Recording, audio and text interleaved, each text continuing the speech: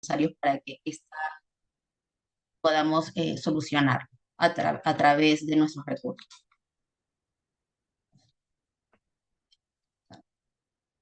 Estos son los programas de innovación que tenemos. Tenemos el eTalent, el eProject, el eVentor y el iGrow. Y va a depender según el grado de madurez que se encuentre en la idea.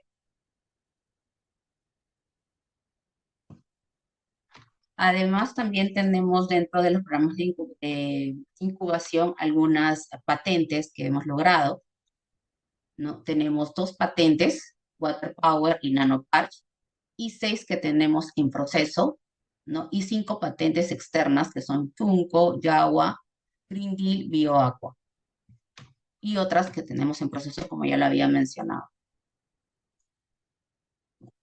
Cabe resaltar que dentro de estas patentes, ¿no? Tenemos un reconocimiento del doctor Carlos Linares, donde él ha obtenido una patente, ¿no? Junto con la colaboración de la incubadora 1551, donde él ha tenido ha obtenido una patente, ¿no? Por utilizar energía a base de hidrógeno verde generada a partir del agua de mar.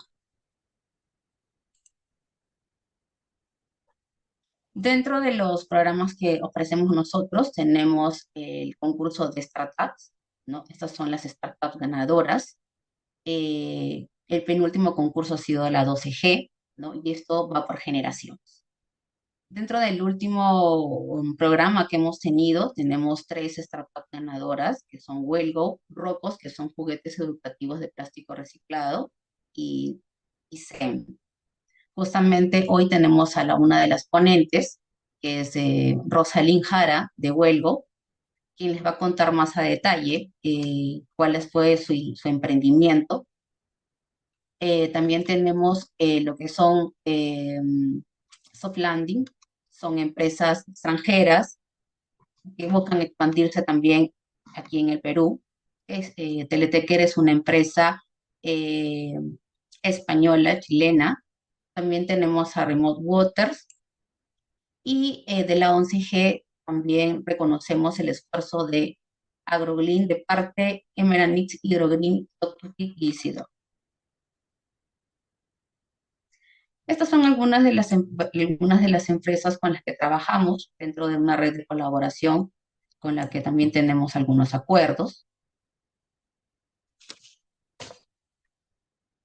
Y nada sería posible también dentro del ecosistema de innovación con lo que también estamos apalancando, ¿no? Que es el Ministerio de la Producción, estamos con ProInnovate, con la Cámara de Comercio, todas las que se mencionan. Aprovechamos además para invitarlos a un networking que se va a realizar el día 21 de mayo, donde van a estar todos cordialmente invitados. Nada de esto sería posible sin el esfuerzo de nuestro equipo de trabajo que se menciona en la lámina, ¿no? Y el cual es liderado por el doctor Jorge Inche, ¿no? Con quien nosotros vamos alineando cada una de las ideas que tenemos dentro de lo planificado. Nosotros nos encontramos en la oficina de posgrado dentro del campus universitario y pueden ubicarnos a través de este lugar. Muchas gracias. Muchísimas gracias, Karina. Ha sido una presentación muy ilustrativa. Quedamos entonces todos cordialmente invitados a considerar la 1551 Incubadora de Empresas Innovadoras como un espacio de articulación entre la innovación, las iniciativas que tenemos, tanto académicas, de ciencia y de investigación, y llevarlas al plano empresarial, ¿no? Y articularlas con una red de contactos para viabilizar y hacer que esto que inicia como una idea, ¿no? Se escale a una idea o una realidad de negocio. Muchísimas gracias, Karina. Para nuestra siguiente ponencia tenemos un título muy interesante que es la inteligencia artificial y análisis de datos en salud. Para ello, me gustaría invitar al doctor Estefan Escobar Agreda. Él es un médico investigador con experiencia y formación en análisis de datos, investigación clínica, salud digital y ciencias de la implementación. Ha participado como autor y coautor en diversas publicaciones científicas sobre telesalud, salud digital e inteligencia artificial. Ha colaborado como asesor técnico en el Ministerio de Salud y el Instituto Nacional de Salud para la evaluación e implementación de intervenciones públicas basadas en telesalud e inteligencia artificial. Actualmente es investigador asociado en la Unidad de Telesalud de la Facultad de Medicina de la Universidad Nacional Mayor de San Marcos. Le damos una cordial bienvenida, doctor Estefan. Queda usted en el uso de la presentación. Gracias.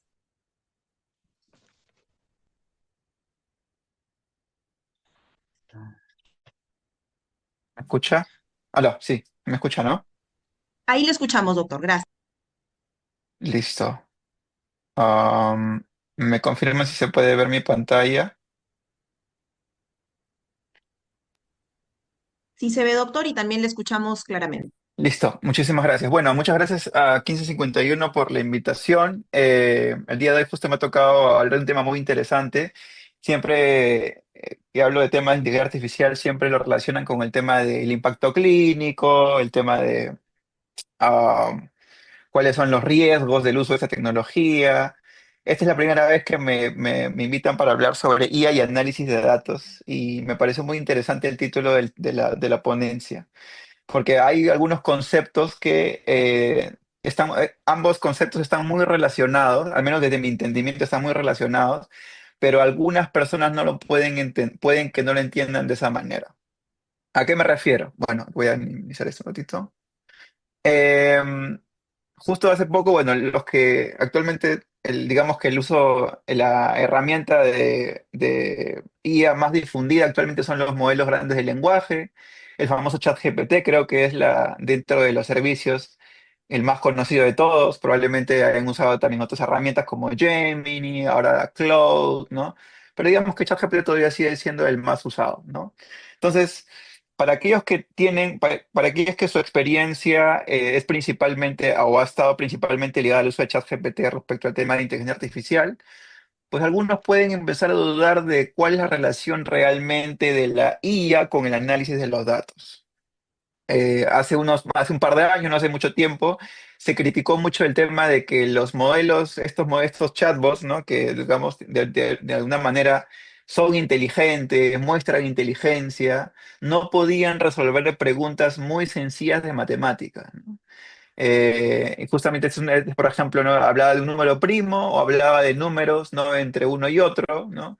Y preguntas de nivel primario y secundario no podían ser respondidas por estos modelos de lenguaje. Entonces, la pregunta es, ¿realmente pueden analizar datos? Ahora, claro, me dirán, bueno, los modelos han mejorado mucho en los últimos años, ¿no? En los últimos meses inclusive.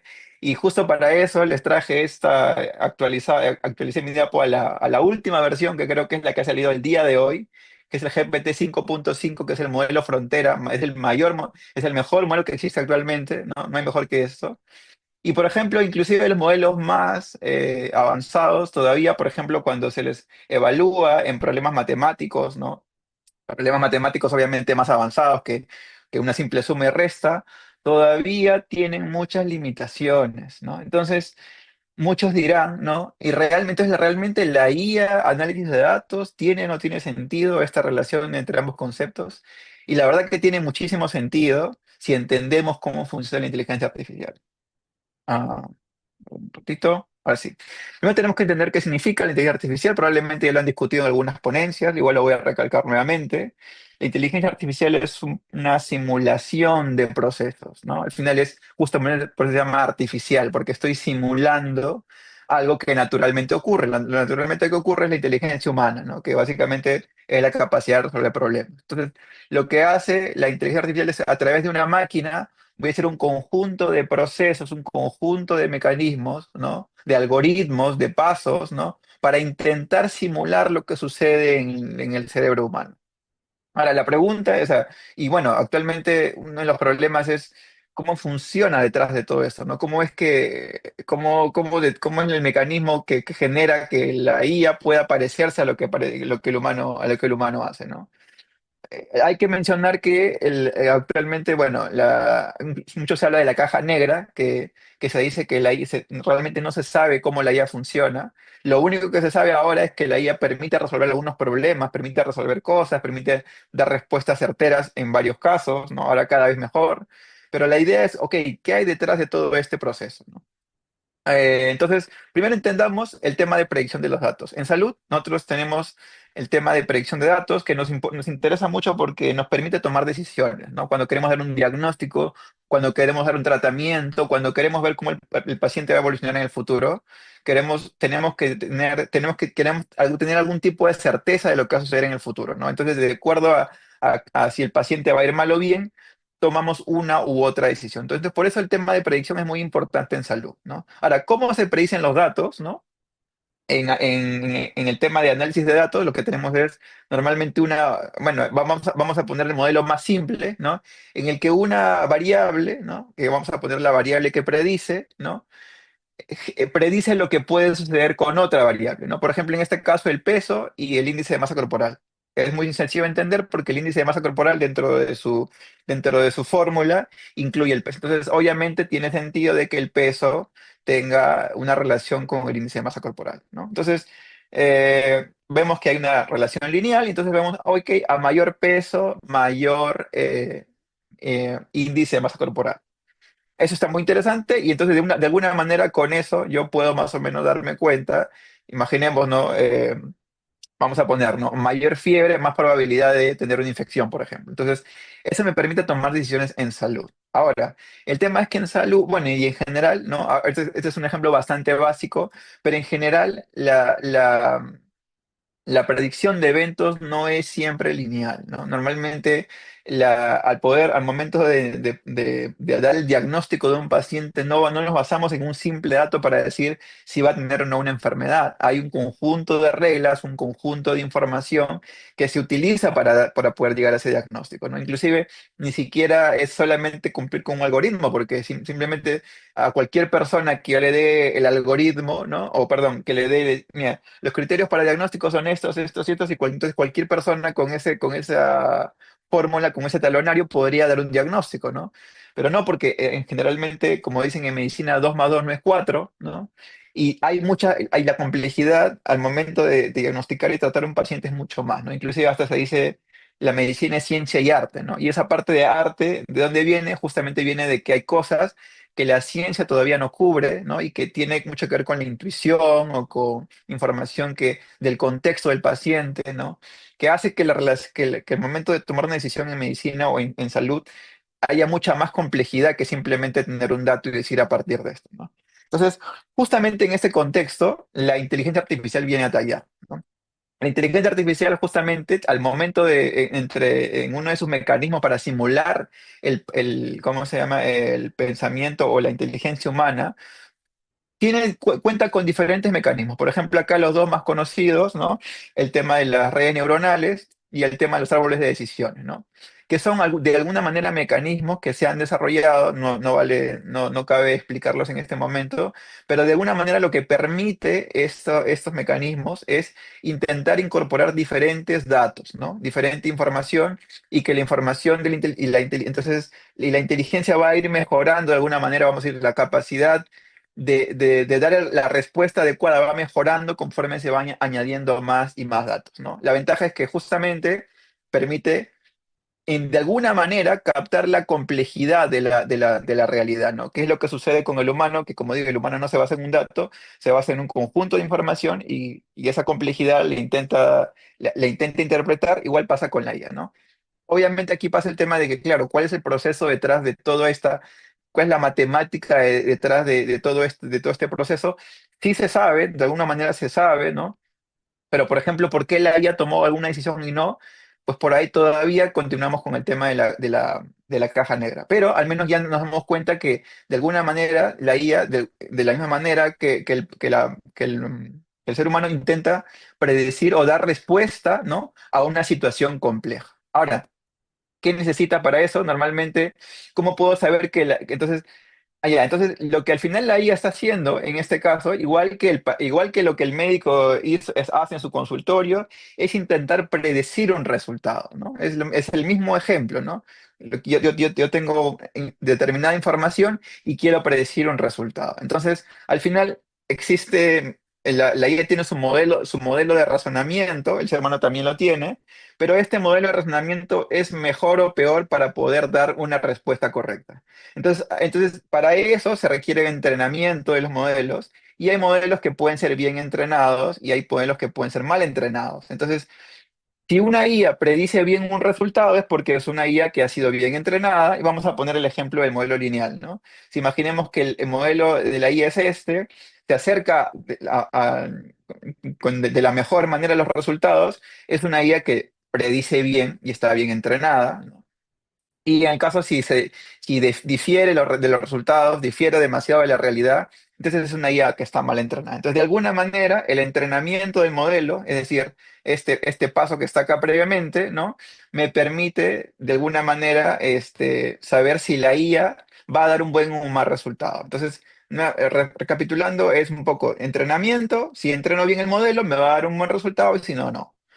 Justamente para eso, ¿no? Existen varios mecanismos, ya no voy, como digo, no voy a entrar en ese tema, pero existen varios métodos para poder entrenar de mejor manera estos modelos, ¿no? Por ejemplo, ¿no? Si el modelo más básico para explicarles ¿cómo se llama? Y inteligencia artificial es la realización logística, ¿no? Que probablemente es el más básico de todos, ¿no? Si tengo datos que van entre dos valores, por ejemplo, no sano o enfermo, entonces la recta lineal, que es la que inicialmente veíamos, no es la mejor. Y por ejemplo, acá la regresión logística es la que más se acerca a los datos, ¿no? Entonces, la regresión logística, que es un modelo, el más básico de todos de inteligencia artificial, es el que me permite de alguna manera predecirlo. Entonces, ya nos estamos dando cuenta que al final la IA tiene mucho que ver con el análisis, porque lo que está haciendo es lo mismo que hace el humano, es usar datos para predecir resultados. Entonces ya vemos que el tema del modelamiento matemático sí está intrínsecamente relacionado con el tema de la IA. Ahora, estos modelos predictivos, ¿no? Como digo, la IA es un modelo predictivo, ¿no? Entonces, ya en el pasado, perdón, ya en la actualidad, perdón, antes de la aparición de la IA, en medicina ya se usaban modelos predictivos, ¿no? Los que, por ejemplo, si en el audio me están escuchando cardiólogos o nefrólogos, probablemente están muy acostumbrados al uso de, por ejemplo, scores de predicción, ¿no? Por ejemplo, el ChatBAS, ¿no? Por ejemplo, o sea, score de predicción para riesgo de recurrencia de una enfermedad. Es decir, yo tomo un conjunto de datos y a partir de ese dato, por ejemplo, puedo ver si el paciente va a sangrar o no, si el paciente se va a complicar o no, el riesgo de recurrencia. Entonces, ya existían en medicina estos modelos, ¿no? La IA es un modelo más, ¿no? Entonces, justamente ante eso, el tripod, que es digamos que pruebas y tripod, que ya eran las guías, ¿no? Establecidas a ese momento para hacer este tipo de estudios predictivos o para desarrollar estos modelos predictivos, ¿no? Ahora se actualizaron y han creado su modelo Probas AI y Trípode AI, que básicamente son cómo debería ser un modelo predictivo, pero basado en IA, ¿no? Y entonces, como se darán cuenta, hay muchos elementos dentro del estudio que deben ser considerados, ¿no? Y tiene que ver mucho con los datos nuevamente, ¿no? Cómo preparo los datos, ¿no? ¿Cuál es la respuesta final que espero del modelo, ¿no? ¿Cuál es el desenlace que voy a decidir? ¿Qué tipo de datos voy a introducir al modelo? ¿No? ¿Cuántos estoy utilizando? ¿Cuántos datos estoy utilizando para entrenar el modelo? ¿No? ¿Qué pasa con los datos perdidos? Es decir, de mi base de datos que uso para entrenar el modelo, ¿cuántos de ellos están datos incompletos, por ejemplo? ¿No? El tema de desbalance y calibración, que lo voy a mencionar después. Entonces, hay un conjunto de procedimientos que se realizan para poder entrenar los modelos en base a los datos. Ahora, la pregunta es, ¿no? ¿Realmente los estudios se están haciendo, o los algoritmos o las innovaciones que vemos en los estudios todos los días? Vemos modelos predictivos que tienen una altísima capacidad de predicción, ¿no? Que dicen que superan al médico, que ya no vamos a necesitar más profesionales de salud, ¿no? ¿Realmente vemos que estos resultados o estos estudios están siendo adecuadamente realizados? Justamente hicimos un estudio hace un par de años en el que justamente queríamos ver si realmente, al menos en cáncer, que es un tema súper, ahorita hay mucha relevancia en Estados Unidos y a nivel mundial generalmente se está invirtiendo muchísimo dinero en el tema de cáncer. Entonces vimos específicamente si en cáncer había algún problema o los estudios se estaban haciendo de alguna manera bien reportados, ¿no? Y nos encontramos que hay muchos de los estudios tenían muchas deficiencias en la información que reportaba, ¿no? El tema, a nivel de implementación, pero también a nivel de métodos. Es decir, había muchos problemas metodológicos del tema de, por ejemplo, los datos perdidos, el tema de dimensionalidad, el tema de datos raros, ¿no? El tema de desbalance de datos, ¿no? Que no estaban siendo reportados, ¿no? Justamente, y que de alguna manera ponían en tela de juicio, y ponen en tela de juicio, ¿no? Si realmente la transparencia de este tipo de modelos. Entonces, nos estamos dando cuenta que al final, si bien podemos ver un resultado que nos impresiona, una noticia que nos diga por ejemplo, la IA tiene un desempeño extraordinario, hay que preguntarnos ¿realmente estos estudios estarán siendo adecuadamente realizados o de alguna manera se están escondiendo cosas, ¿no? Que no son transparentes, ¿no? Y no se está realmente mostrando el verdadero valor, ¿no? A veces también hay mucho interés de los investigadores de poner el resultado o crear un modelo que tenga una gran capacidad, ¿no? Que tenga un resultado extraordinario para, obviamente, la fama, ¿no? De encontrar algo extraordinario, pero hay que ser súper cautelosos con esto porque, como digo, esto puede generar resultados engañosos. No siempre digo, por eso no estoy diciendo que estos estudios estén mintiendo, sino simplemente de que no han reportado cosas en su modelo. Entonces, ya nos estamos dando cuenta que dentro del entrenamiento de modelos, ¿no? Hay cosas que no se están reportando, no sabemos si se están haciendo o no, pero hay cosas que hay que tomar en cuenta. Ahora, básicamente, ¿qué consiste el entrenamiento de un modelo de IA, ¿no? Tenemos básicamente tres sets, ¿no? Son tres grupos de datos, ¿no? En el que básicamente imaginemos que tenemos un conjunto de 100 pacientes, ¿no? Y los 100 pacientes queremos, por ejemplo, usar sus imágenes de rayos X para predecir, para ver si un algoritmo de IA permite identificar tuberculosis, ¿no? Entonces, utilizo 30 pacientes, por ejemplo, ese set, ¿no? Y con ese, y con esa, con ese set de 30 pacientes, le muestro a la IA decir, mira, estos son los pacientes, mira, estos son los que tienen TB y estos son los que no tienen TB. De alguna manera, es una manera, hay diferentes métodos de aprendizaje, supervisado, no supervisado, pero este es un ejemplo, por ejemplo, el más sencillo, en donde le muestro a la IA ejemplos de pacientes con y sin tuberculosis, ¿no? Ahora, una vez que la IA de alguna manera ya ha aprendido o ha encontrado cuáles son los patrones, ¿no? En la presencia entre las imágenes y el resultado diagnóstico, ahora tengo que probar eso, ¿no? Tengo que probar, ¿no? Y crear una función matemática, no sé, como les mencioné al inicio, ¿no? Al final, la función matemática, que puede ser una regresión logística, puede ser lo que sea, pero la idea es que yo tengo que crear un algoritmo, ¿no? Que de alguna manera me permita en el futuro predecir. Como digo, lo que quiero con la guía es predecir un resultado, ¿no? Para eso uso el test de validación. Y finalmente, otra cosa que es súper interesante, es decir, ok, ya primero utilicé un grupo de datos para mostrarle a ella cómo funciona el diagnóstico, perdón, cuál es la dinámica con esta enfermedad. He utilizado otro grupo de datos para que la IA construya su propia fórmula, ¿no? Su propio algoritmo. Y luego tengo que utilizar un test o un set de datos diferente, idealmente tiene que ser diferente, para poder probar si este algoritmo que teóricamente ha sido construido realmente predice, ¿no? Lo ideal sería que este test, ¿no? Utilice una población diferente, ¿no? Porque ¿qué pasa también? Que normalmente cuando un modelo se entrena con datos de un tipo de pacientes, solamente aprende a predecir lo que sucede con ese tipo de pacientes. Normalmente que cuando queremos usar un modelo, queremos que sea un modelo que no solamente sirva para un grupo de pacientes, sino sirva para la mayoría de pacientes, ¿no? Que sea generalizable. Entonces, por eso es súper importante que existan este tipo de validaciones externas de los modelos, ¿no? Pero ¿qué pasa? Existen ya muchos modelos aprobados por FDA, ¿no? Que es la entidad que aprueba medicamentos y dispositivos médicos en Estados Unidos y que es la referente para la aprobación de dispositivos médicos en el Perú, ¿no? Que han aprobado dispositivos que no tienen una adecuada validación externa, ¿no? Entonces, hay otra limitación, nos estamos dando cuenta que hay otra limitación en el tema de validación. Uno era el reporte, no estaban reportando adecuadamente cómo están haciendo los estudios, ¿no? O los entrenamientos, y otro es que el modelo, al momento de querer validarlo de forma externa, tampoco estoy haciendo una validación externa y la FDA tampoco está haciendo mucho al respecto, ¿no?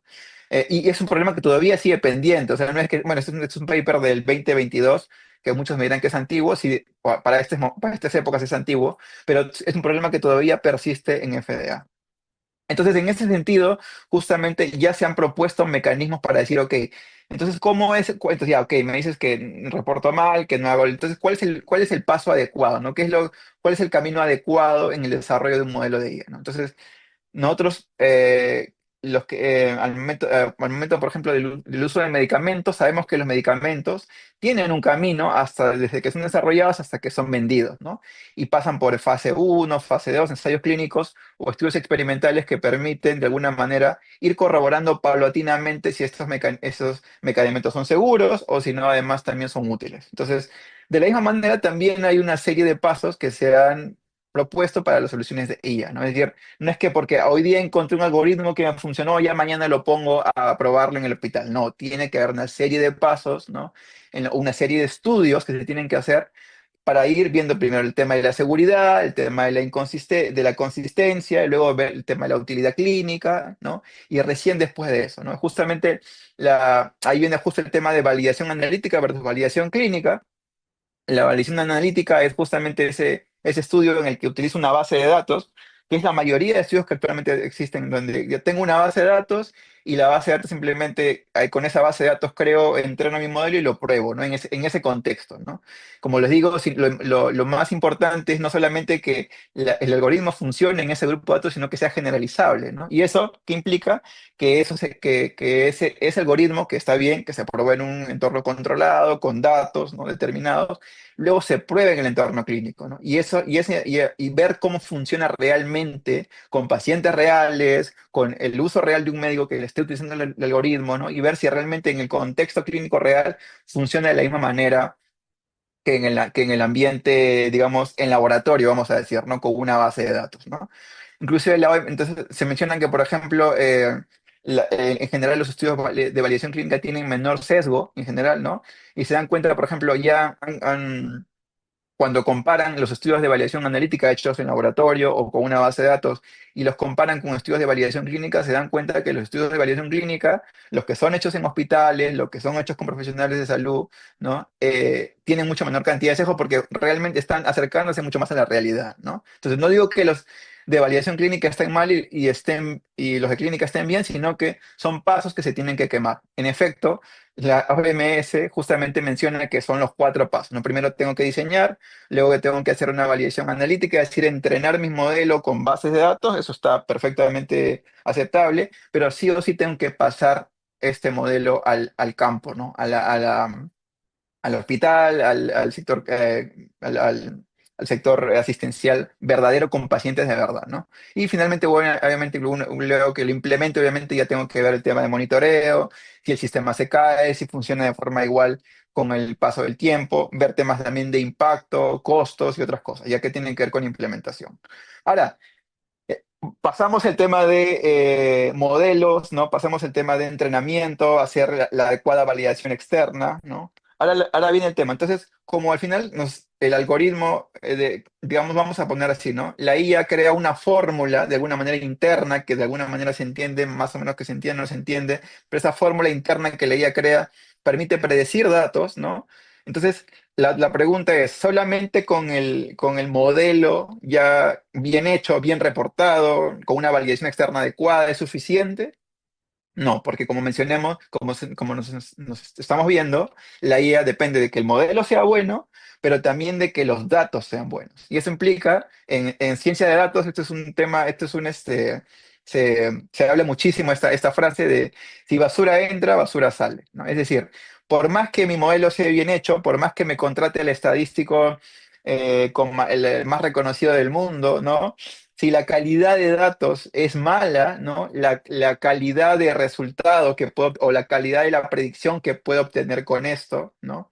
Por más que quiera estirar los datos como más que pueda, no va a ser la mejor, ¿no? Puedo de alguna manera limitar o disminuir, ¿no? El efecto, el sesgo del dato, pero no puedo solucionar totalmente. Entonces, ante eso, justamente, eh, la, justamente el año pasado se publicó en Lancet cuáles son los principios que deberían de considerarse al momento de utilizar datos para modelos de inteligencia artificial. Me explico. Normalmente, como ustedes sabrán, quienes tienen los datos, o sea, quienes tienen la información, ¿no? Son los profesionales de salud, ¿no? Al final, el dato de tener de un paciente, ¿no? La información que se registra el diagnóstico, la anamnesis, la toma de presión, ¿no? Los datos de la historia clínica del paciente, toda esa es información que es creada y desarrollada, ¿no? Y registrada por los profesionales de salud. Entonces, aunque no lo crean, bueno, los datos legalmente pertenecen al paciente, pero quienes crean toda esta información son los profesionales de salud. Entonces, quienes crean la base de datos para que sirva ¿cómo se llama?, de input o de suministro para estos modelos, son los profesionales. Entonces, los profesionales de salud, la gente de salud tiene un rol extremadamente importante en estos modelos, ¿no? Ya que pese a que no estén metidos en el tema de programación del modelo, el suministro que dan es el suministro que se usa para estos modelos. Entonces, es importante que, por ejemplo, si yo quisiera, ¿no?, crear entonces, yo por más que me contrate, como digo, al mejor ingeniero que conozca, me contrate no, a los ingenieros de Elon Musk para crear el mejor modelo de IA, si la información que tengo en mi sistema de datos no es buena, no van a poder obtener demasiada ¿cómo se llama? Un modelo adecuado, ¿no? Entonces, entonces, ¿cómo sucede? ¿No? Primero, los datos son generados en el entorno clínico, luego se hace una muestra o no necesariamente, luego se procesan los datos, porque los datos inicialmente cuando se registran en un sistema de información no es que ya se pueden usar, tienen que ser procesados primero para que puedan ser utilizados, y luego obviamente se crean las bases de datos que ya van a ser utilizadas por los modelos de IA, ¿no? Entonces, este proceso es súper importante entenderlo porque al momento de crear la base de datos, ¿no? Normalmente esto siempre recae en manos del estadístico, del ingeniero, que es el que teóricamente organiza los datos, ¿no? Pero el que realmente conoce el sesgo del dato, el origen del dato, es el profesional de salud. El profesional de salud es el que sabe si esa presión arterial fue tomada por el interno o tomada por el residente o tomada por el asistente, ¿no? El profesional sabe si es que ese dato que se colocó porque, por ejemplo, el jefe de servicio lo pidió que lo colocara o porque realmente el especialista con su opinión dio su opinión y colocó esa información, ¿no? Entonces, todos esos elementos que no están en la base de datos son los que la única persona que los conoce, las únicas personas que los conocen son los profesionales de salud. Entonces, justamente el objetivo de esta guía es justamente orientar a los profesionales a crear bases de datos que realmente sean útiles, ¿no? Entonces ahí, por ejemplo, mencionaban elementos como un resumen de los datos, la identidad de los datos, el tema de las razones por las que se crean los datos, cómo se colectaron eso es súper importante. Yo también me dedico al análisis de datos y a mí cada vez que me cruzo con una base de datos me hubiera encantado ver, ok, este dato, quién lo creó, quién lo registró, en qué condiciones se dio, ¿no? Eh, el tema de si se hizo algún tipo de muestreo, ¿no? ¿Esta es la base completa o solamente es una muestra de los datos que estoy utilizando? Si el dato de alguna manera se cambió en el tiempo, se modificó, se borró, alguien pudo entrar y modificar la información, ¿no? Si hay algún grupo por ejemplo, hay un grupo, no sé, una minoría que está incluida dentro de esta información, o la minoría fue excluida de esta base de datos, y el tema de los individuos en general, ¿no? Ahí también, por ejemplo, grupos de riesgo, limitaciones de los datos, y por ejemplo, digo, esta información fue registrada por el interno. Obviamente, voy a tener más cautela cuando, por ejemplo, vea un dato que fue registrada por el interno y no por el profesional de salud, por ejemplo, ¿no? Modificaciones, ya lo mencioné, datos perdidos también, cuánta información se pierde, el sesgo de recolección, exclusión al momento de colección, el etiquetado de las variables, que algunos, por ejemplo, para algún diagnóstico colocan un código, otros colocan otro código, ¿no? Eso también, errores en la codificación de los diagnósticos, también, por ejemplo, es otro problema. Y el tema al final de ética y gobernanza. Entonces, se dan cuenta que al final dentro de la creación de los datos hay muchos elementos que no solamente dependen del ingeniero, del modelo, ¿no?, del entrenamiento, sino dependen de nosotros como profesionales, cómo colectamos la información, y cómo la utilizamos y cómo la mostramos o la utilizamos luego para el entrenamiento de estos datos. Entonces, entendiendo la lógica detrás de cómo se crean, de cómo se genera un modelo de IA, ya podemos de alguna manera ver de forma más crítica, ¿no? Estos resultados que se muestran de diagnósticos, tratamiento, el tema de ah, screening se utiliza muchísimo. Entonces, primero, bueno, ahorita actualmente en IA, por ejemplo, este es un paper también un poco antiguo, pero de alguna manera digamos que por ahora, ¿no? Mientras que todavía los modelos de grandes de lenguaje, ChatGPT todavía no tienen tanta aplicación, todavía, ¿no? No tienen tanta aplicación en entorno clínico, entonces digamos que por ahora los modelos de IA están sobre todo relegados al tema de diagnósticos, sobre todo creo que es el más utilizado, pronóstico también un poco, ¿no? Y para el tema de intervención o terapéutico, ¿no? Que digamos que en ese orden, ¿no? Por ahora estamos en esta fase en la que todavía estamos haciendo diagnóstico. Antes simplemente era ver temas de riesgo, ¿no? Identificar patrones de riesgo. Actualmente estamos en esta fase en la que estamos viendo el tema diagnóstico, que es lo más utilizado por ahora. En el futuro ya lo veremos el tema de medicina personalizada, pronóstico y eso, ¿no? En el futuro, ¿no? Pero por ahora ese es un poco el panorama general. Entonces, en el tema diagnóstico, por ejemplo, nosotros tenemos pruebas, ¿no? Los temas de sensibilidad, especificidad, ¿no? Nuevamente, me repito nuevamente, volvemos a cruzarnos con temas de análisis de datos, ¿no? Eh, Como sabemos, por ejemplo, estos términos son utilizados, por ejemplo, cuando queremos utilizar alguna prueba diagnóstica, por ejemplo, ¿no? Cuando, por ejemplo, salió el COVID, tenemos una prueba, la prueba rápida contra COVID no es buena porque no diagnostica adecuadamente el COVID, por ejemplo, ¿no? ¿Por qué dices eso? Porque tiene una alta sensibilidad, pero tiene una baja especificidad. Entonces son términos que se utilizan justamente para ver qué tanto una prueba diagnóstica puede predecir un diagnóstico, ¿no? Igual que pasa con la IA, ¿no? También la IA tiene sus pruebas diagnósticas, se mide por los mismos indicadores, ¿no? Especificidad, sensibilidad, y en este caso la área bajo la curva, que es básicamente como un indicador que junta ambos indicadores, ¿no? Lo utilizan mucho porque normalmente junta tanto sensibilidad como especificidad y permite comparar modelos, ¿no? Por ejemplo, quiero comparar la IA versus lo que dice el médico, ¿no? Quiero comparar la IA versus otra IA mejor, por ejemplo, ¿no? Entonces utiliza, por ejemplo, el área bajo la curva y con ese dato más o menos veo si en general su sensibilidad, especificidad, ¿no? O sea, qué tanta capacidad de detección y qué tanta capacidad discriminatoria tiene, en pocas palabras, ¿no? Y básicamente utilizo esto para ver, comparar modelos, ¿no? Ahora, además también el tema de calibración. Muchos mencionan el tema de, por ejemplo, mencionan y ok, yo tengo un modelo que es bueno, que tiene una gran capacidad de predicción, pero la verdad es, ok, este modelo que se aplicó en otro país funcionará de la misma manera en mi población. Entonces, justamente ahí viene el tema, ¿no? Si veo que el modelo que funcionó excelente en otro contexto, 99% de sensibilidad y especificidad, un ahorro cercano a 100, ¿no? Veo que al momento de calibrarlo, ¿no? O sea, veo que el momento de utilizarlo en mi población tiene una capacidad de predicción completamente diferente, ¿no? Entonces, es que lo que tengo que ajustar es el modelo. Tengo que calibrar el modelo para que ese modelo que funcionaba bien en un sitio ahora también funcione bien en mi propia población, ¿no? Algo que tampoco se sabe, ¿no?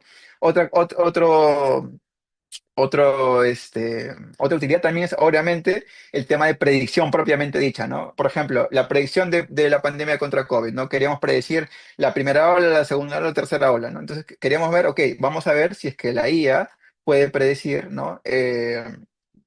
Por ejemplo, eventos en el futuro, ¿no? Justamente como les mencioné, la IA tiene esa capacidad de entender datos complejos y, por ejemplo, se ha encontrado que los modelos tradicionales que son hechos de forma estadística, ¿no?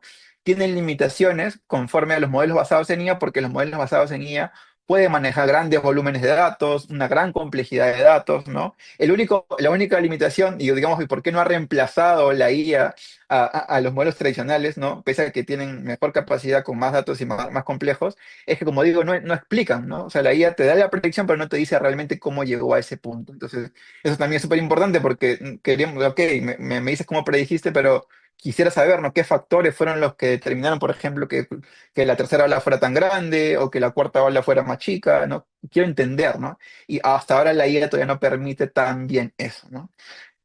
Ahora, el tema diagnóstico, por ejemplo, este es un ejemplo muy claro porque este es un estudio que cuando salió causó mucho revuelo, se publicó en 2025, pero el preprint salió hace un par de años inclusive, que justamente hablaba de que, por ejemplo, decían, ok, la IA solita es mucho mejor que la IA más el médico, ¿no? Porque dicen, no, normalmente la IA potencia al profesional de la salud, ¿no? Y obviamente la mejor dupla siempre va a ser IA más profesional de la salud. Pero ese estudio mostraba de que la IA sola es mejor que el médico más la IA. Y la pregunta es, ¿realmente es así? ¿Realmente la IA nos va a reemplazar y ya no tenemos nada que hacer, ¿no? Y justamente ahí viene el tema de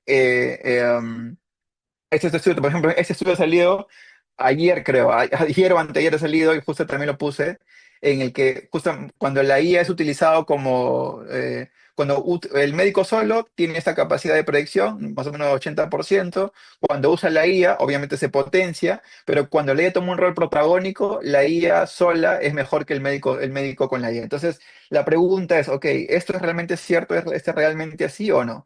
Uno de los estudios que un poco pusieron en tela de juicio, que ya más o menos nos veníamos oliendo, ¿no? Era justamente esto ok, ¿realmente qué estamos midiendo al momento de ver razonamiento médico, ¿no? ¿Qué pasa? Que, como les mencioné, la IA normalmente tiene, como digo, tiene tres fases, ¿no? Una fase de entrenamiento, una fase de validación y una fase de evaluación.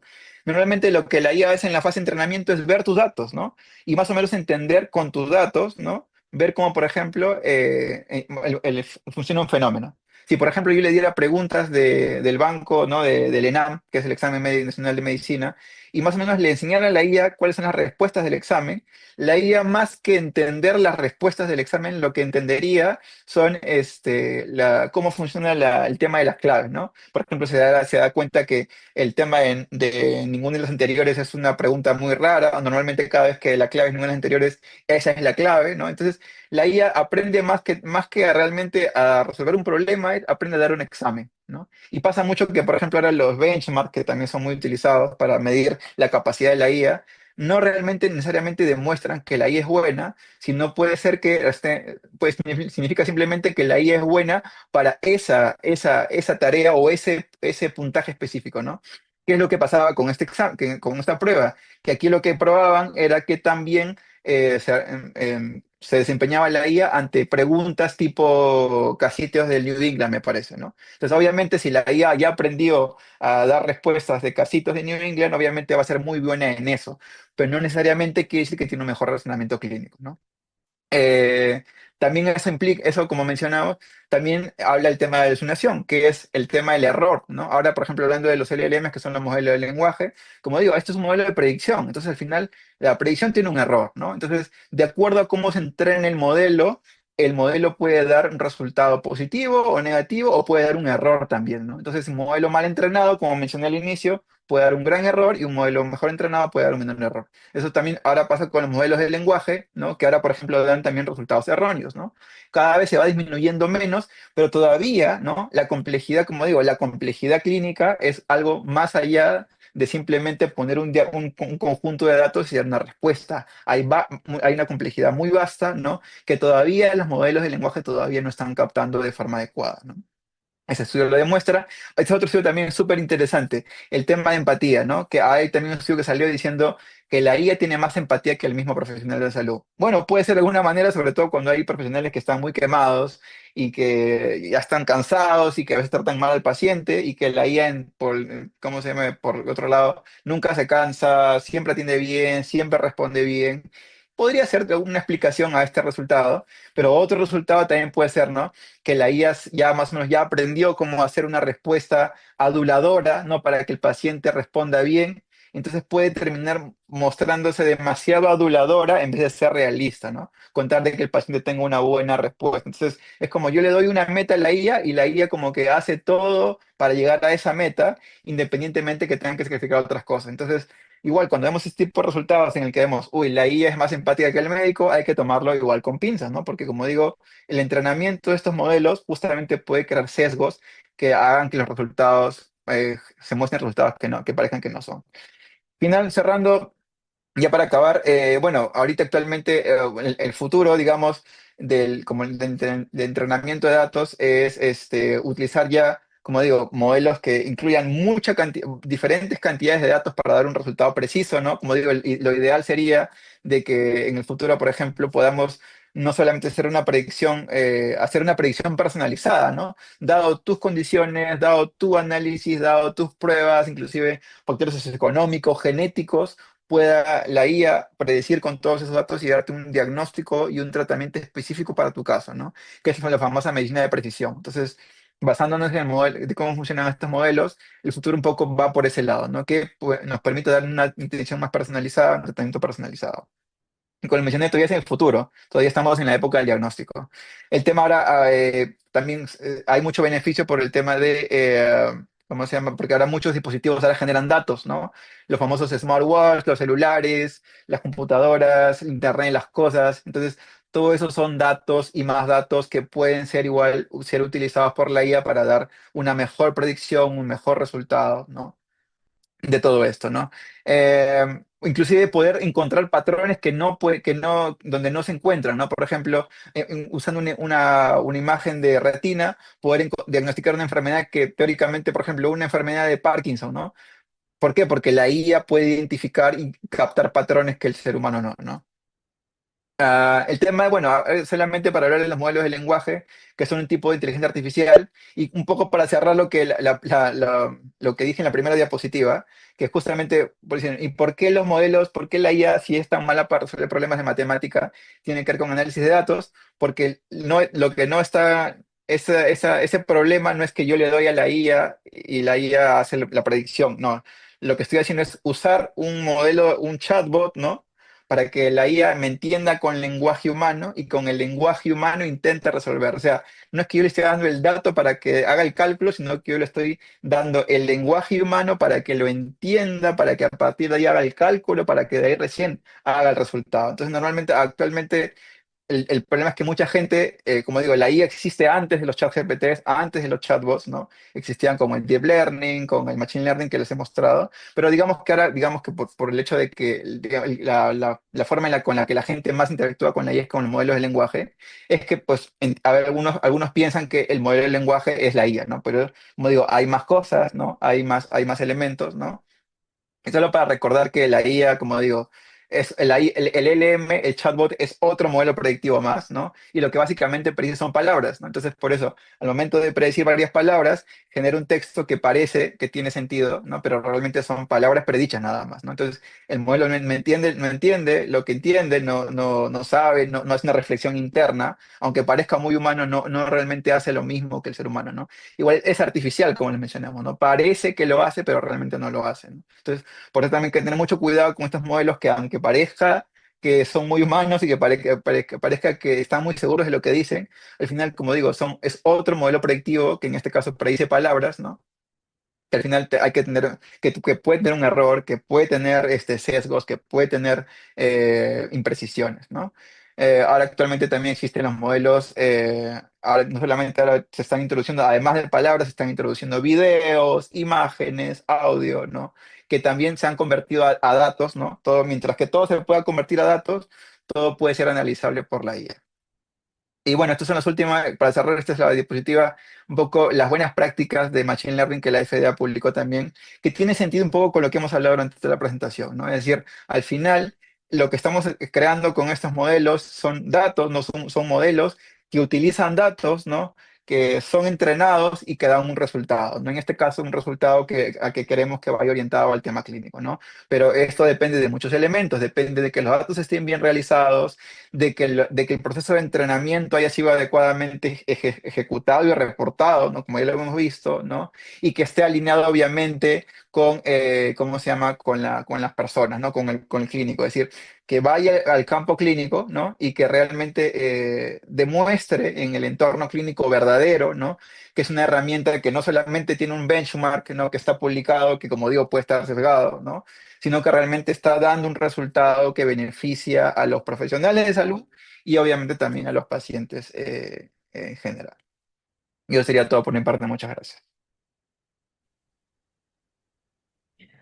Muchísimas gracias, doctor Estefan Escobar. Ha sido una presentación excelente que nos ha dado un panorama muy, muy interesante sobre este tema y estoy segura que hay muchos comentarios y preguntas que se están generando al respecto. Entonces, vamos a dar pase a la ronda de preguntas. Tendremos un espacio breve para esto, porque tenemos también otras actividades en la sesión de hoy ya programadas. Y para ello quiero dar pase al doctor Héctor Espinosa. Es médico docente asociado del Departamento de Medicina Preventiva y Salud Pública de la Facultad de Medicina de la Universidad Nacional Mayor de San Marcos. Actualmente es coordinador de la unidad de telesalud de nuestra universidad, quien va a moderar un poco este pequeño espacio de preguntas. Adelante, doctor Héctor. Gracias, Daniela. Gracias. Felicitaciones, Estefan, por tu presentación. Creo que el tema de inteligencia artificial, como lo hemos visto, su evolución desde los últimos años, es un tema que cada vez se hace más presente en nuestra vida cotidiana y también en la vida asistencial de las personas. Entonces, hay un par de preguntas que creo que están muy relacionadas, básicamente el tema de validación. El doctor Aníbal Velázquez pregunta, considerando que no basta con que una guía médica haya sido aprobada o validada en otro país antes de incorporarla al sistema de salud, cada país debe comprobar que sea segura, efectiva, aplicable y equitativa en su propia población, en condiciones reales de atención. ¿Qué capacidades debe de tener un país? ¿Qué validaciones debería hacerse y quién lo debería hacer? Que creo que podríamos juntarla tal vez un poco antes con la siguiente pregunta relacionada a la calidad de los datos, ¿no? Causan grandes sesgos, variabilidad de la segmentación, cuáles son las medidas o metodologías para saber si es un modelo bueno o no. Entonces, ¿qué metodologías se pueden incorporar? ¿Qué tipo de validaciones se pueden hacer? ¿Y cuál sería la entidad o entidades que en tu experiencia que estás acumulando ya en tu doctorado, podrías contarnos que podrían orientarnos a nosotros como país para mejorar la implementación de estas soluciones y herramientas?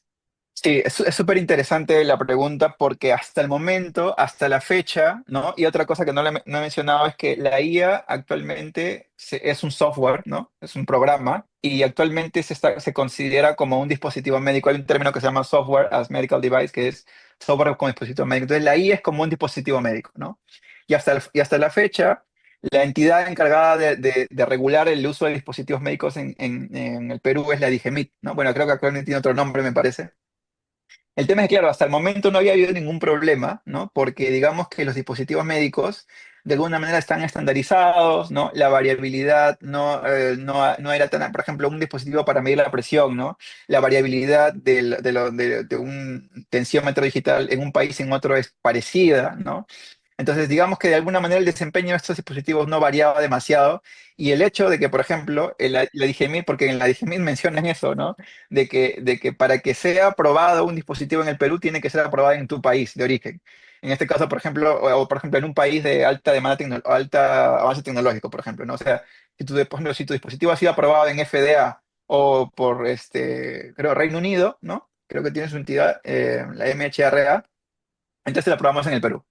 Así, entonces fácil, ¿no? Simplemente que lo pruebe FDA o MHRA y te lo probamos en el Perú, ¿no? El problema es que ahora, ¿no? Como nos estamos dando cuenta, los modelos de IA tienen que ser mucho más alineados a la población porque las variaciones son mucho más grandes. Es decir, ya no es como el tensiómetro que lo puedo utilizar en cualquier parte del mundo, sino este modelo específicamente tengo que alinearlo con la población. Ya vimos el tema de calibración, ¿no? El modelo tiene varios parámetros y es mucho más sensible a las variaciones. Entonces, la pregunta es, ¿cuáles son las capacidades, ¿no? Lo ideal sería que tengamos una entidad parecida como la FDA, ¿no? Gente que esté preparada para poder y que esté formada, ¿no? En el tema de evaluación de modelos de inteligencia artificial, ¿no? Y como digo, ¿cuál es la estrategia de validación? Bueno, vimos los 4 pasos que nos planteó la AMS, que primero es la validación analítica, la validación clínica, ¿no? Pero son términos generales, ¿no? Al final, los modelos, hay una gran cantidad de modelos de imágenes, modelos de audio, modelo de texto, ¿no? Modelo de datos numéricos, ¿no? Y cada tipo de modelo tiene sus propias limitaciones, tiene sus propios bemoles, ¿no? Que tienen que ser considerados al momento de validarlo, ¿no? En tanto en la validación clínica como analítica. Ahora, eso hace que, como digo, gente preparada para eso, ¿no? Lo ideal sería que esperemos que en algún momento exista alguna división de ese tipo dentro del Ministerio de Salud o dentro de la DIGEMIT, ¿no? Que se encargue justamente de regular eso, ¿no? Y que, por ejemplo, cuando imaginemos que entre un nuevo producto, ¿no? Pasa mucho, ahorita está pasando bastante que vienen empresas del extranjero que quieren vender su solución en el Perú, ¿no? De que primero pasen por ese filtro, decir, ok, has validado con datos peruanos, has calibrado tu modelo con Perú, o con datos al menos, ¿no? ¿No? y que aparte de ahí se genere, ¿no? Entonces sí, súper interesante esa pregunta y necesitamos cuanto antes ese tipo de capacidades en el Perú también. De acuerdo, Estefan, gracias. La otra pregunta es relacionada a la degradación de los modelos, ¿no? Dice, ¿hay una IA diagnóstica puede ser degradada con el tiempo? ¿Cómo ves esto? Súper interesante. Y más que degradada, puede ser optimizada con el tiempo. Lo que sucede es que, claro, ahora, por ejemplo, nos pasa la fiebre de la evolución exponencial de la IA, ¿no? Que antes, por ejemplo, teníamos una tecnología, como me acuerdo, pues, en la época de mis papás, mi abuelo, que decía cuando tenías una tele que te duraba 20 años, esa era la mejor tele, ¿no? Ahora tienes un celular que te dura un año y ya siempre está desactualizado.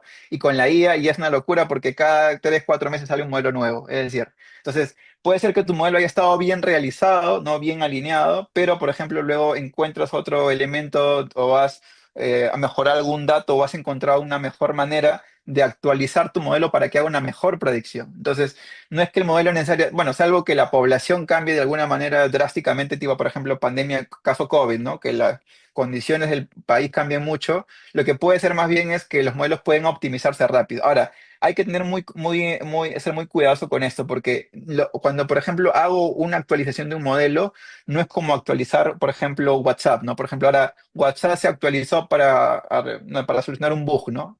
Pasa que nuestras aplicaciones se actualizan muy frecuentemente, pero para temas menores, ¿no? Si yo, por ejemplo, tengo una aplicación que predice, por ejemplo, tuberculosis, ¿no?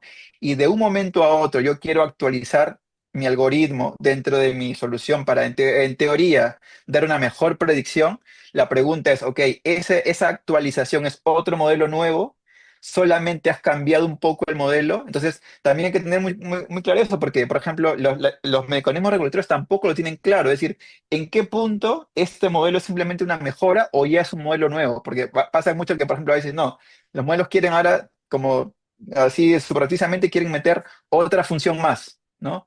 Y esa función la maquillan como si fuese una actualización del modelo, pero es otro servicio. Es ahora no, ahora utiliza con la voz o con la tos, te vamos a diagnosticar. Entonces están como que intentando meter productos cuando realmente están como actualizaciones, cuando realmente son nuevos modelos. Entonces también falta una regulación en ese punto, falta delimitar qué es actualización versus qué es un nuevo modelo. Y sí, o sea, lamentablemente estamos en una época en la que, a menos acá en Estados Unidos, eso va muy rápido, inclusive las mismas personas no saben cómo afrontar eso. Y al menos en el Perú tenemos de alguna manera que tener en cuenta eso para formar gente, ¿no? Igual la respuesta sigue siendo la misma, formar gente para tomar ese tipo de decisiones. Gracias, Estefan. Y para terminar, la última pregunta que nos mandó Ivonne es ¿cuáles son los mayores desafíos para integrar los datos clínicos para entrenar modelos de IA? En tu experiencia, bueno, hemos sufrido con la data.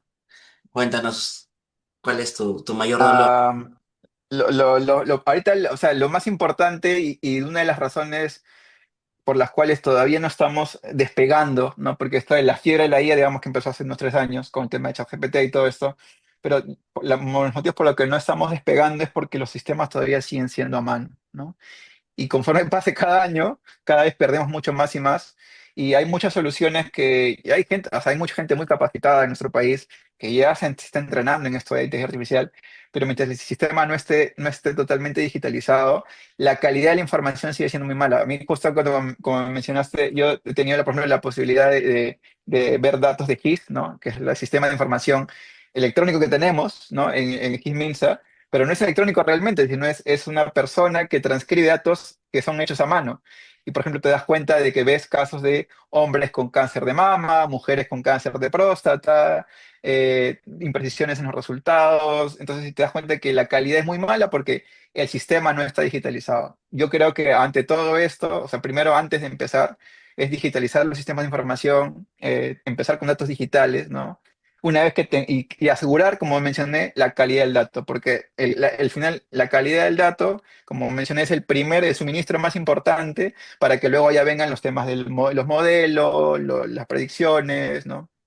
Y lo que hemos venido hablando después también.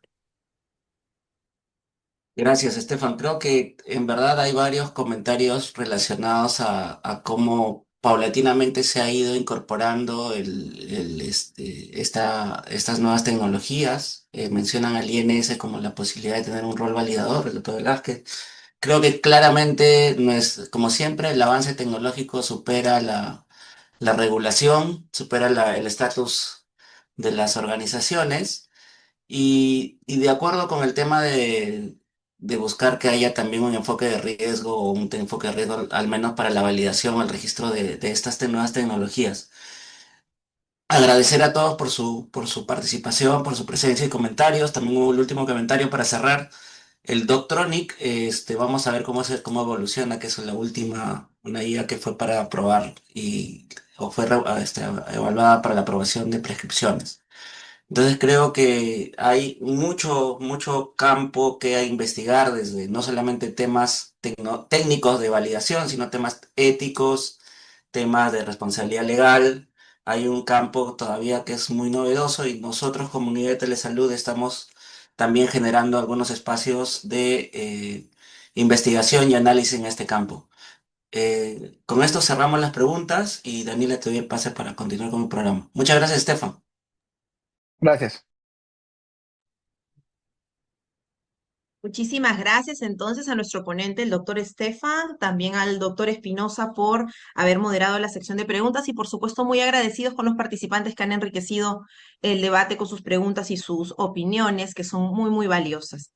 A continuación, queremos presentar un caso de éxito del proyecto WellGo, que se relaciona muchísimo con temas de innovación, ingeniería, digitalización y relacionado con el sector salud. Para ello, quiero presentar a la ingeniera Rosalind Jara. Ella es magíster y ejecutiva senior en innovación, desarrollo de negocios y transformación de servicios. Cuenta con más de 15 años de experiencia en salud, tecnología y automotriz. Especializa en estrategia, gestión de proyectos y eficiencia operativa. Impulsa soluciones que integran bienestar, salud mental y tecnología para generar impacto en personas y organizaciones. Bienvenida, Rosalind. Quedas a cargo de la presentación. Muchas gracias, Daniela. Bueno, buenas noches con todos. Muy contenta de poder compartir este espacio con ustedes. Agradezco la invitación a la Facultad de Medicina, a 1551 y como sanmarquina me hace mucha emoción el poder tener este espacio. A ver, ¿me confirma si se puede ver la presentación, por favor? Vemos excelente y también te oímos claramente, Rosalind. Perfecto. Bueno. Rosalind Jara, me presento. Estoy aquí para contarles acerca de Huelgo. Huelgo es un proyecto que ganó emprendimientos en la categoría de innovadores en Startup Generación 12G y hemos venido trabajando de la mano con la incubadora 1551. Les voy a contar acerca de Huelgo. Vuelvo a ir evolucionando en estos meses. En realidad como parte de ese ejercicio de la validación de nuestro MVP, hemos ido identificando mejoras dentro de la propuesta inicial. Y hoy les voy a contar las focalizadas y empresas. ¿Cuál es el problema que detectó Huelgo? Dentro de una empresa hay frecuentes dolores que no necesariamente les ponemos la atención a tiempo. Uno de ellos que he cogido, que es el más frecuente, es el estrés. No es el único, pero sí es el más frecuente porque lo tenemos normalizado a nuestra realidad y nuestro día a día. Señales de estrés, irritabilidad, ansiedad, desgaste emocional son parte de un problema frecuente en las empresas y que va de la mano con esa cadena que se genera, que le he llamado cadena del problema para irles graficando la situación.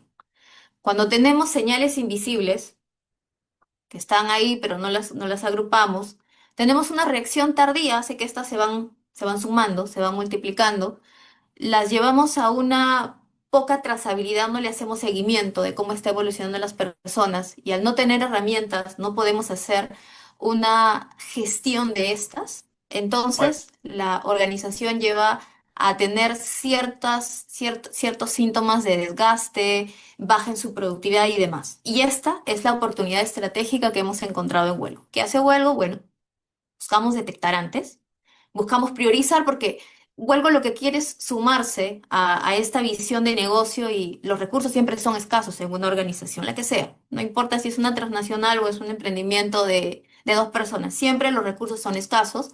Entonces las intervenciones, la que sea, tiene que ser con criterio, tiene que ser aquello que puede gestionar el riesgo que tiene mayor impacto en la organización. Es decir, buscamos que el concepto macro de bienestar, que suena mejor que salud mental, a veces cuando hablamos de salud mental todavía el tema cultural nos mella y encontramos a una que otra persona que se imagina a alguien loco. Entonces, bienestar suena bonito, es- lo llevamos a lo mismo, pero termina teniendo mayor aceptación. Buscamos traducir ese bienestar en decisiones. Decisiones que le hemos llamado operativas porque va hacia una acción específica liderada por un indicador. Esa es la oportunidad de Huelgo. Ayudar a las empresas a detectar lo que hoy no se está viendo y que existe. Y es una lista bastante grande para poder convertir ese bienestar en algo que le hemos llamado inteligencia operativa porque es indicador, número, la médula de Huelgo es medir y con ello tomar una decisión con información. Y va de la mano con acciones que viene realizando, bueno, diferentes frentes. Este año se ha tenido bastante resalte la acción de SUNAFIL por las leyes. La primera, que es la ley 29783, que habla de ley de seguridad y salud del trabajo. La segunda es la Ley de Salud Mental, la 3094/7, con su reglamento y resoluciones ministeriales, todas enfocadas a poder tener una estructura en las empresas que puedan cuidar o indicar o demostrar que se está haciendo una acción con estas señales. Entonces, es una oportunidad que nace de un problema y que se está reforzando con las necesidades normativas que hoy se tienen. Huelgo tiene una metodología bastante estructurada que viene de un modelo muy continuo. Otra vez, la médula de Huelgo es medir. Buscamos que sea escalable porque no lo necesita solo una empresa muy grande de más de 100, 200, 300, 400 trabajadores. No, lo necesita también la empresa pequeñita, la empresa mediana, porque si tiene una estructura, puede ser mucho más eficiente con sus recursos y puede gestionar mejor la situación, que les voy a contar más adelante. ¿Cómo es la metodología de Huelgo? Simple, nosotros partimos de un diagnóstico que le hemos llamado diagnóstico inteligente, porque este diagnóstico se va adecuando a las características de la empresa. Nosotros tenemos como objetivo poder identificar en esta etapa esas señales, esas cosas que no se ven. Para eso, contamos en Huelgo con una plataforma, una web, y dentro tenemos herramientas que nos permiten hacer el perfilamiento, en este caso del colaborador. Tenemos baterías de test. A la fecha, por la misma situación, estamos trabajando con 3 baterías estandarizadas hacia la identificación del estrés, la ansiedad y la depresión. Cuando son empresas más grandes, lo que nos piden es poder tener la información un poco más global, que es a través del Sensopas, que también lo incluimos en esta etapa, porque de esa manera nuestra vista ya no solo va hacia las personas, sino también va hacia las áreas. Cuando es una organización más pequeña, en realidad el número no amerita poder sacarle un Sensopas y no necesariamente lo piden, pero en este diagnóstico inicial, el inteligente que le hemos llamado, tenemos la oportunidad de poder hacer un levantamiento de todo lo que en la siguiente etapa nosotros a través de un análisis buscamos identificar hallazgos, buscamos identificar brechas y más importante patrones. El trabajo más fuerte está en esta etapa de análisis. La plataforma hoy en una versión beta hace un análisis preliminar, no el completo, porque no tenía mucho sentido irnos a una versión tan completa cuando estamos piloteando todavía mucho de ello, pero es el corazón de este modelo. ¿Por qué? Porque identificando los patrones, nosotros podemos customizar el plan. Una empresa con una cantidad de trabajadores que encuentra en el mercado otra empresa con la misma cantidad de trabajadores no tiene las mismas necesidades. Por ende, no tiene el mismo plan personalizado. Ni siquiera va a tener los perfiles de los mismos trabajadores, por más de que tengan el mismo, no sé, el mismo Evita. No va a pasar. Entonces, lo que buscamos, y esa capacidad lo tiene nuestra metodología y nuestra herramienta que le hemos llamado tecnología, es poder customizar nuestro plan a aquello que necesita esta empresa. Básicamente porque en el mejor de los casos buscamos que tenga una vista anual de lo que tiene que realizar para aquellos riesgos psicosociales que le están generando, le van a generar un mayor impacto. Entonces, este plan tiene que graficar en el tiempo qué va a hacer en aquello que está priorizado. Nuestras intervenciones, otra vez de la mano con que toda organización tiene recursos limitados, va de la mano en poder utilizar esos recursos en los puntos más importantes para poder conseguir una gestión de ese riesgo más importante. Huelgo no es un prestador. Huelgo es una solución integral. ¿Qué quiere decir? Nosotros tenemos sociedad con los prestadores. Tenemos sociedad con clínicas de salud mental, con instituciones de coaching validadas, con psiquiatras y profesionales independientes que nos permite poder garantizar ese servicio que nosotros ofrecemos a las empresas.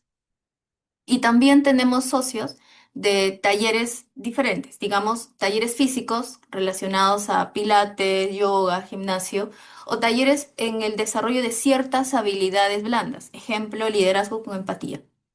De esa manera, nuestro portafolio en la intervención termina siendo más completa para poder entregar el servicio que nosotros en el plan personalizado hemos identificado es más adecuado.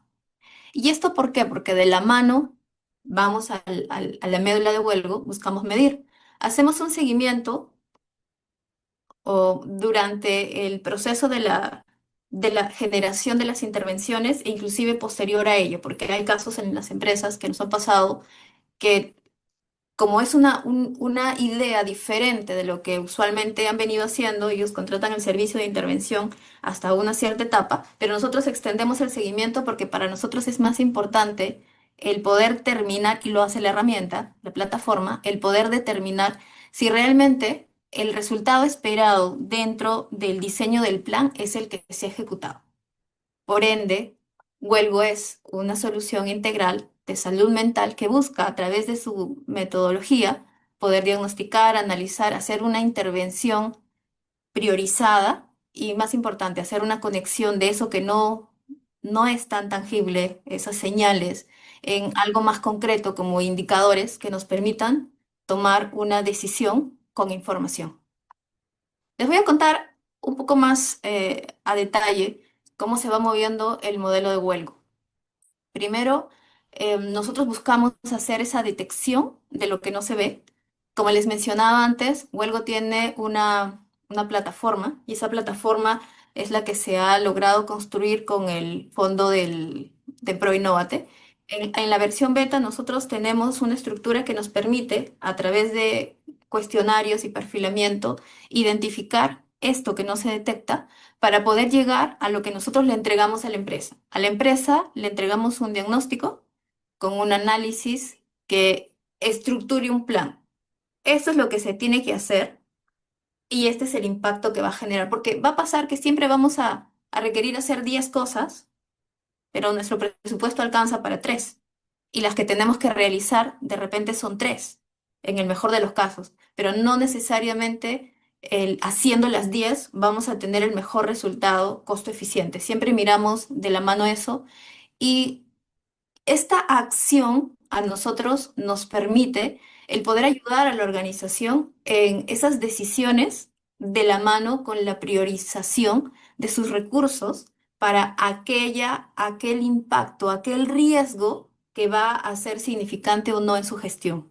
En una organización grande o pequeña, como les mencionaba, la vista no es tan distinta en la mira o en los ojos de quien toma la decisión cuando miras el problema desde el impacto que va a tener hacia su productividad, hacia su línea final, hacia su evita.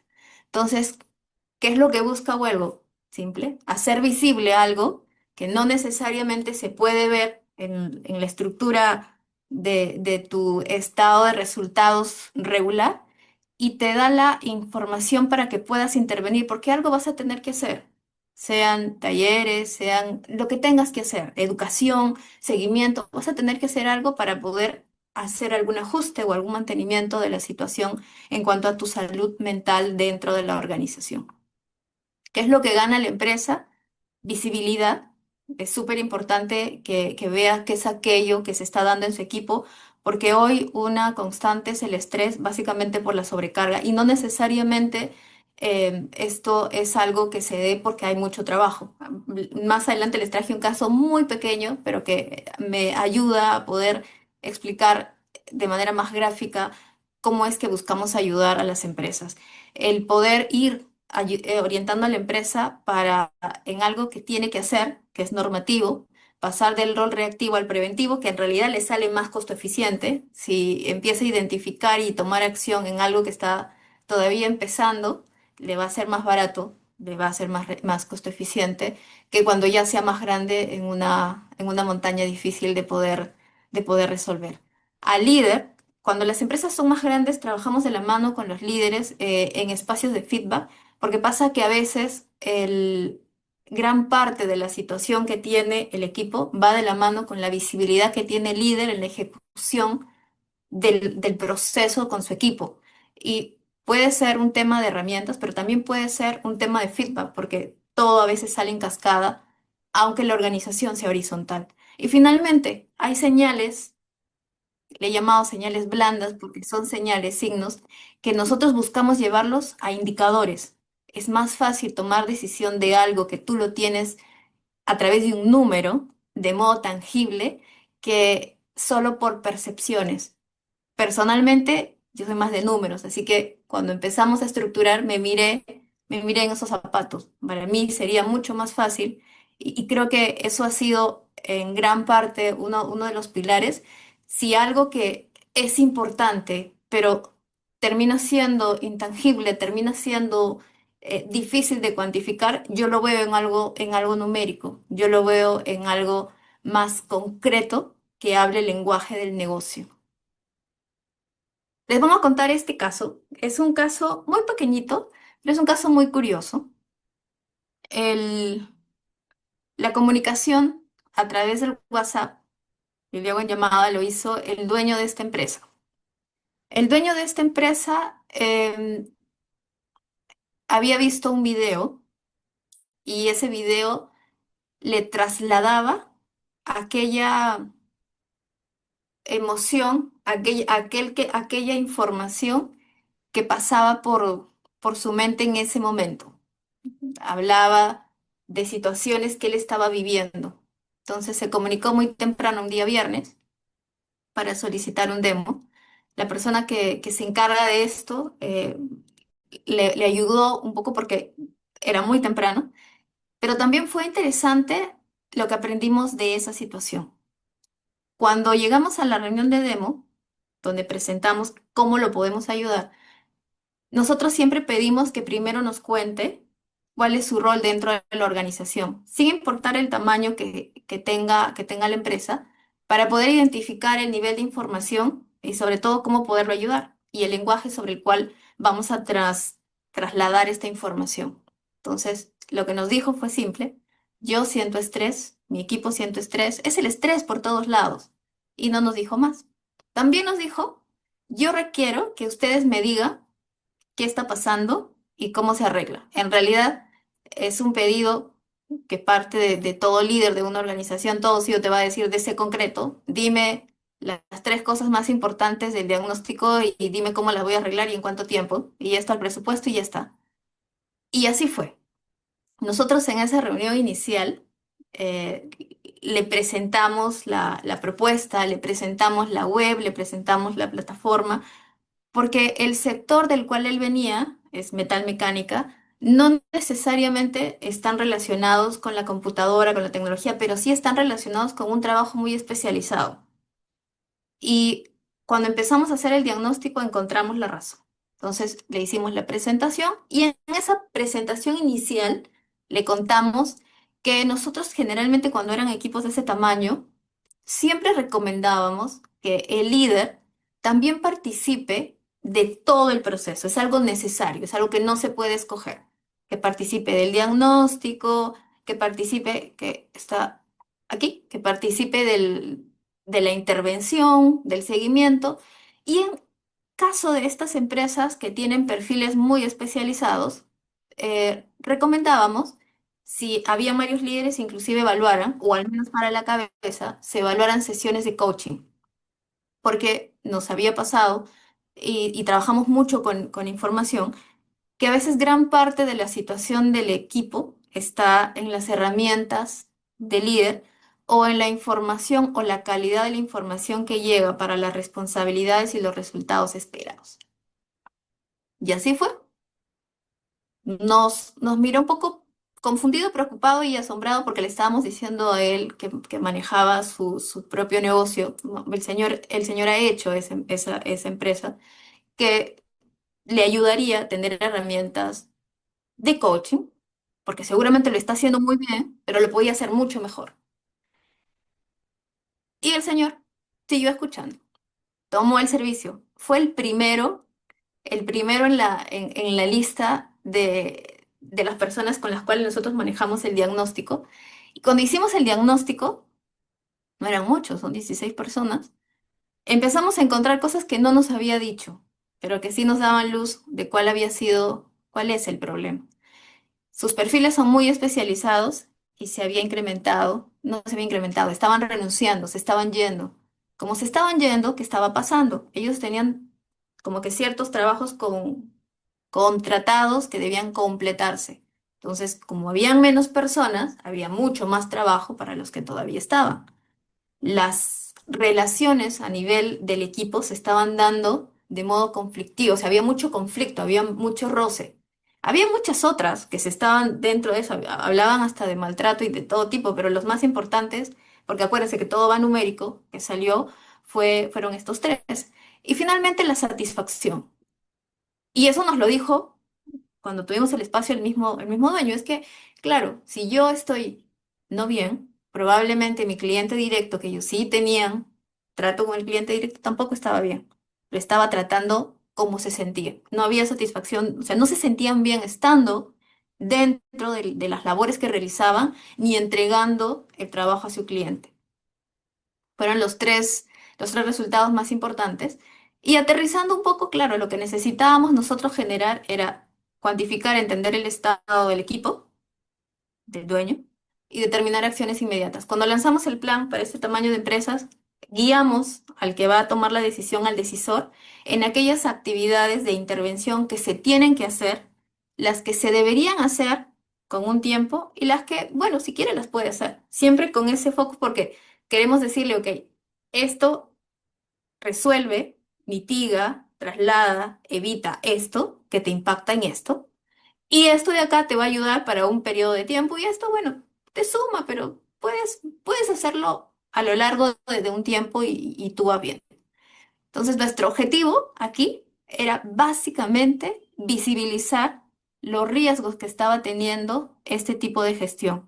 Porque claro, los servicios, bueno, en este caso los productos que estaban generando, estaban no solo saturando su equipo, que tú puedes decir lo interno y todo el mundo está saturado y cargado, sino que estaba impactando ya hacia el bloque de sus clientes, estaba impactando ya hacia sus ventas, estaba impactando ya hacia su utilidad, estaba impactando ya a sus indicadores de rentabilidad como organización. ¿Cómo hicimos la implementación? Nosotros planeamos hacer una intervención bastante puntual un poco para mostrarle y contarle y sobre eso venderle la idea de algo más sostenible para un mes. Se extendió un poco más. Él fue el primero en participar del diagnóstico. Se le hizo un perfilamiento y una batería de test. Efectivamente, ahí fue evidente que necesitaba herramientas. Él empezó las sesiones de coaching de manera más pronta que el resto. La intervención, dado el volumen de las personas, nos habría gustado poder llevar sesiones de terapia. Sin embargo, los temas no eran tan críticos, se podían trabajar a nivel de talleres. Y súper importante porque este dueño, esta empresa, esta estructura tenía un puesto de supervisión. Y ese puesto de supervisión, en este caso, para este tamaño de empresa, era el líder. Y pasaba que también con él, como no decantaba la información de manera completa, de manera correcta, pues no tenía claridad de lo que le estaba pidiendo, de qué es aquello que le estaba pidiendo y cuál era su expectativa a nivel de los resultados. Y como no lo tenía claro, él, esta posición de supervisión lo trasladaba a su equipo y al momento de tener ese canal no tan bien estructurado, pues a veces terminaban haciendo lo que no quería, lo que no quería el cliente, o terminaban haciendo reprocesos porque no se había manejado esa comunicación. Este no es un tema resuelto, porque algo súper importante que hemos aprendido y lo decimos desde las primeras sesiones de comunicación, es que nada se resuelve en un día. Es imposible que yo te diga, y si alguien te dice, repregúntale, que porque yo haga un diagnóstico o porque yo te haga una sesión de terapia o una sesión de coach o una sesión de lo que sea, se va a resolver. No, nada se resuelve de un día a otro, pero es un proceso evolutivo. Por eso es súper importante para nosotros la medición, lo que le llamamos el testeo mensual de los resultados, porque es evolutivo. Podemos ir cambiando, en este caso, la visión que tiene el dueño, porque que fuera a aceptar las sesiones de coaching, realmente, o sea, él está presto a ver otras cosas. Eso habla muy bien de su perfil y también creo que el poder entender que esto, que no lo había visto, lo estaba empezando a ver, le podía impactar aquello que era la razón de ser de su organización. Como les decía, me gusta mucho este caso porque es sencillo, fue la reunión más temprana que hemos tenido y esta persona es una persona que ha hecho algo de la nada y ha visto la oportunidad de seguir moviéndose. Para las empresas que son mucho más grandes, tenemos situaciones parecidas, pero en este caso es más llevarlas a aquellas estructuras que hoy maneja y poderles demostrar que sí se puede medir, se puede llevar desde una observación de salud mental, de bienestar, hacia un reporte que el CEO, el gerente de operaciones, le vea valor, porque no solo es cumplir la normativa, sino es cumplir la normativa con un indicador que termina siendo una decisión estratégica, es un número. Le tengo mucha consideración al número. Y bueno, en esta parte quisiera agradecer, lo que mencionó Karina es cierto, y yo como Rosalind en este proyecto que vengo liderando Huelgo, no es tan sencillo el conocer muy rápido este ecosistema, el ecosistema de las startups, porque es un ecosistema y necesitas que alguien, o en este caso una organización como la incubadora, te guíe. Y si esa guía tiene una red de contactos, de mentores o tiene esas conexiones a nivel de networking, es mucho, mucho más fácil. Me acuerdo que cuando empezamos a trabajar, que fue, ya va a ser casi un año, las primeras comunicaciones fueron con Gisela. Yo cada día sigo aprendiendo de Gisela. Fueron bastante claras. Me ayudó un montón de Rosita, de misma Karina, de Henry. Y sobre todo el poder tener esas conexiones. El primer mentor que tuve, Marco, súper claro, porque él ya había pasado por este proceso. Los emprendimientos, o en este caso los fondos que tú ganas en ProInnovate, están relacionados a muchas responsabilidades dentro de un procedimiento, dentro de un manual, pero hay otras cosas que forman parte de eso que un mentor te lo dice, y más un mentor que ha pasado. Al que hago referencia, Marco, ya había pasado por premios como el mío de emprendimientos en la categoría de innovadores, de dinámicos, o sea, ya había escalado en todo ese mundo y recuerdo mucho lo que me dijo, recuerda que aquello que te están dando tiene un objetivo claro y nadie te va a hacer seguimiento de si lo estás cumpliendo o no, pero sí tienes que tener en cuenta que si alguien te está dando, si el país te está dando, si hay una organización que te está dando recursos, pues está en ti el poder defraudarlos o generar un valor.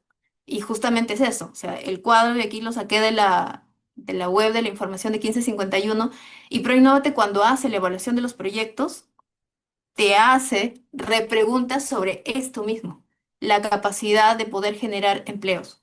Es un, es una apuesta de la mano con una estructura macro de poder generar clúster, de poder generar esos ecosistemas que permitan la generación de servicios, la generación de productos en una estructura mucho más ágil y que a su vez, a través del networking, se pueda trabajar en sinergia y un ente que te ayuda. Yo le puse como facilitador porque en mi caso yo valoro mucho eso, es la incubadora. creo que muchas de las cosas que seguramente iré trabajando, iré aprendiendo, iremos revisando en estos meses, va a ir de la mano con aquello que podamos terminar de trabajar en sinergia con 1551. Y bueno, mm, esto era lo que quería contarles. En resumen, sé que suena mucho a marquetero el tema, pero en realidad me gusta lo que les vengo a contar y sobre todo me ha gustado el que empresas así tan chiquitas con líderes que tienen más allá de su sector, más allá de su producto, tienen una vista un poco más grande, un poco más amplia de poder moverse, de poder cambiar, de poder integrarse, de poder mejorar. Huelgo propone una nueva forma de gestionar salud mental. Como les decía, nuestra médula está en medir, nuestra médula está en poder hacer que el bienestar sea integrado dentro del estado de resultados como una estrategia para la organización. Para ello, les mencionaba, buscamos esto, o sea, hacer visible lo que no es visible y tenemos herramientas. La herramienta más importante, creo que al momento está la plataforma en versión beta y seguramente muchos de los temas que ha mencionado el doctor previo serán incluidos dentro de... Nosotros hoy tenemos servicios automatizados a través de la IA, pero no en la generación del servicio como tal. Huelgo trabaja con profesionales. Nuestro servicio principalmente se da de manera virtual, básicamente porque es una facilidad para la empresa. Sin embargo, cuando me acuerdo diseñábamos el proyecto, una de las preguntas que teníamos era si queríamos el poder brindar el servicio de salud a través de una IA. En realidad, luego de las revisiones y demás, nosotros creemos que la salud mental va de la mano con un humano, inclusive con un contacto humano. Y el más cercano a esto es un profesional. Entonces, vuelvo a lo que entrega son herramientas a los profesionales, el psicólogo, el psiquiatra, el coach, dependiendo del estadio. Y bueno, eso era lo que quería contarles acerca de Huelgo y de cómo venimos trabajando hoy con las empresas.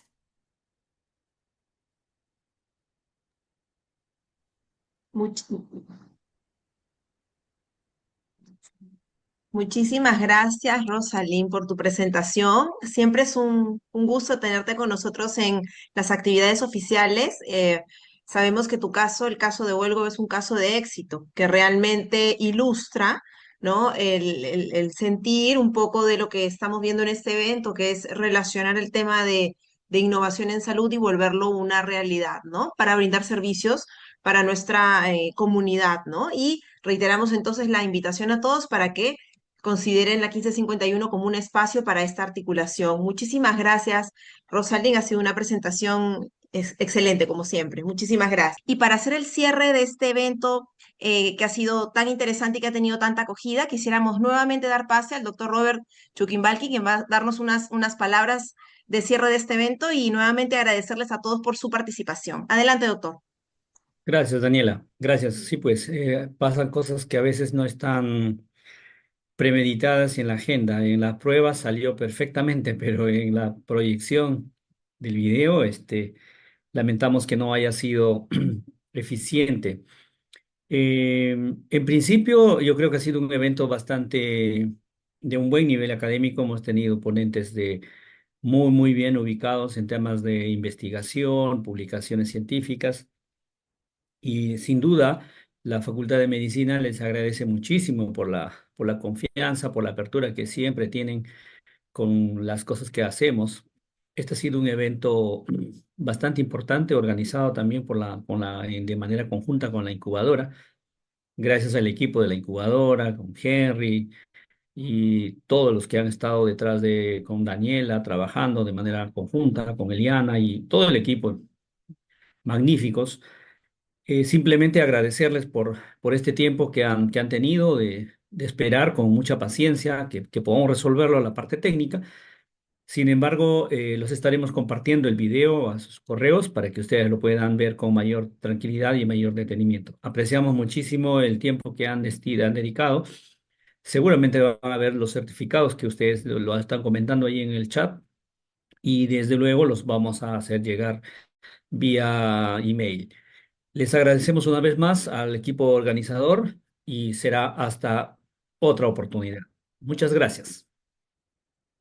Gracias, Daniela. Muchas gracias a todos. Gracias a todos. Damos entonces por cerrado el evento de 2 días, que ha sido todo un éxito. Agradecemos a todos por su participación y también a nuestro director por su valioso apoyo. Muchísimas gracias a todos.